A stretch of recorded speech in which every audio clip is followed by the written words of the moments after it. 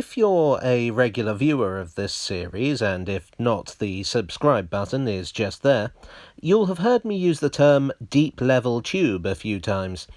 You may also have heard me use the term subsurface before, but I honestly don't remember.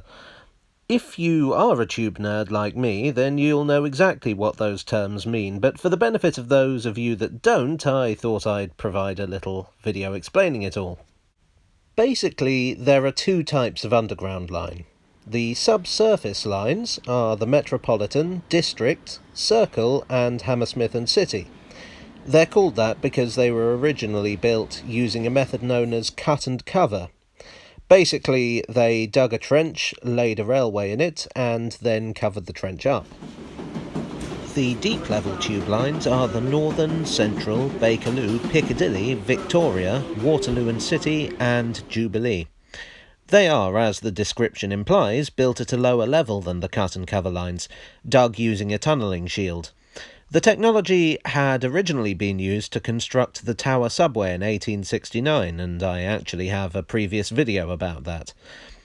So, why are there two types of tube in the first place? Well, it's all to do with the way the underground was put together. These days, we think of the underground as a single integrated system, but that's not how it was built. In the early days, it was actually a series of different independent railway companies, all doing things their own way with no thought of integration. There was no need for consistency, except where lines were expected to share their tracks with other companies. In fact, the Metropolitan Railway was specifically designed to be able to carry other companies' trains.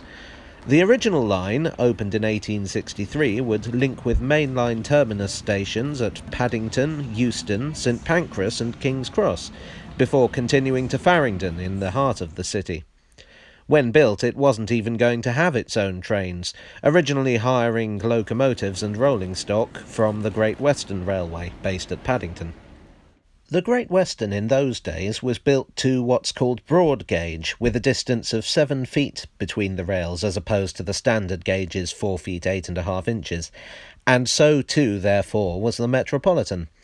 Broad gauge was a noble failure in the end, but if you've ever wondered why parts of the Metropolitan line are so wide, that's why. The District, Circle, Hammersmith and City lines were originally affiliated with the Metropolitan one way or another, and again were intended to be compatible with the mainline companies, so were built to the same standards. In 1890, a new line opened.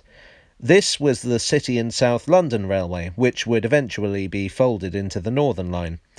The City and South London was something new, a pure commuter line, never intended to link directly with any other railway. It was built deeper than any other underground line had hitherto been built, which meant they didn't have to worry about disturbing whatever was on the surface and therefore paying extra. Because it didn't need to be compatible with other lines, they could build the tunnels smaller.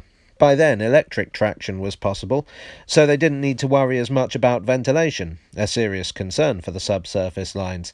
And yes, I have another video about that.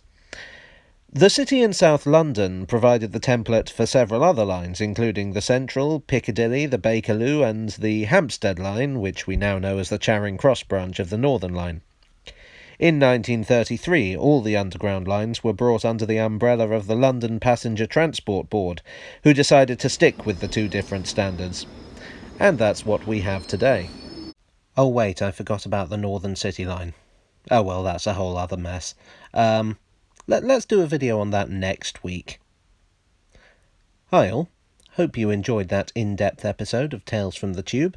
If you did, help a guy out by clicking like, sharing, commenting, and if you want more, then click the subscribe button. And I'll see you again soon. Cheerio.